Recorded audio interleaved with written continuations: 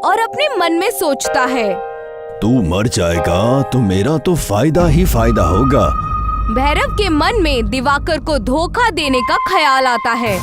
वो दिवाकर से कहता है, अरे भाई, क्यों मरने की बात कर रहे हो? अगर तुम्हारा दम घुट रहा है तो चलो, मैं तुम्हें नदी के पास ले चलता हूँ।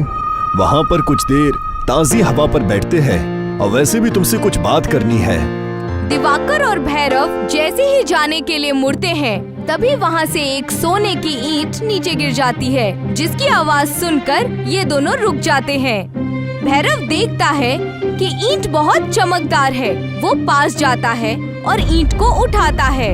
ये तो सोने की ईंट है। भैरव जेल की ओर नजर घुमाता है तो देखता है पूरी जेल सोने के ईंटों से बनी है।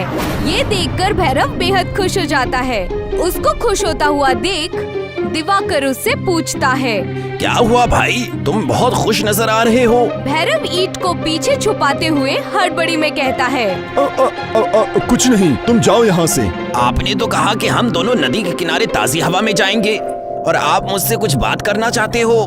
मैं ये कह रहा था कि पुलिस ने उस चोर को पकड़ लिया है, जिसने बीज भंडार में सरकारी बीज चढ़ाया था। अब तुम्हें कोई खतरा नहीं है। जाओ, तुम अपने घर जा सकते हो। ये तो तुमने दिल खुश करने वाली खबर सुना दी। चलो घर चलते हैं। नहीं, मुझे थोड़ा काम है। तुम चलो, मैं बाद में आता हूँ। ठीक है, तुम अपना काम खत्म करके आओ, मैं जा रहा हूँ।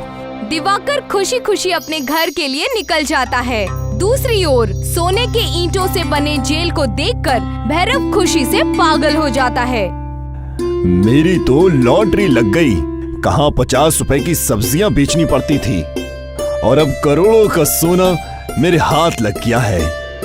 भैरव जेल की दीवारों पर लगी सोने के ईंटों को निकालने लगता है और पास में पड़े एक थैले में सोने के ईंट भरने लगता है। तभी शहर से सारे चोर वापस आ जाते हैं। अच्छा बेटा, हमने ये सोना तुम्हारे लिए चुराया है। कौन हो तुम? हमारा सामान चुराते हो और हमसे ही पूछते हो कौन हो तुम? ये सोना मेरा है, इसे पहले मैंने ही देखा है।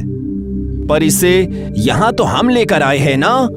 भैरव चोरों की बातों को अनसुनी करके सोने के ईंटों को थैले में भरने लगता है। लगता है ये ऐसे नहीं मानेगा। चलो उसके हाथ पैर तोड़ते हैं। तीनों चोर मिलकर भैरव को मारने लगते हैं। ये सभी लड़ाई कर ही रहे होते हैं कि तभी कुछ पुलिस वाले जो कि इस जंगल के पास से गुजर रहे थे, वो इन्हें देख लेते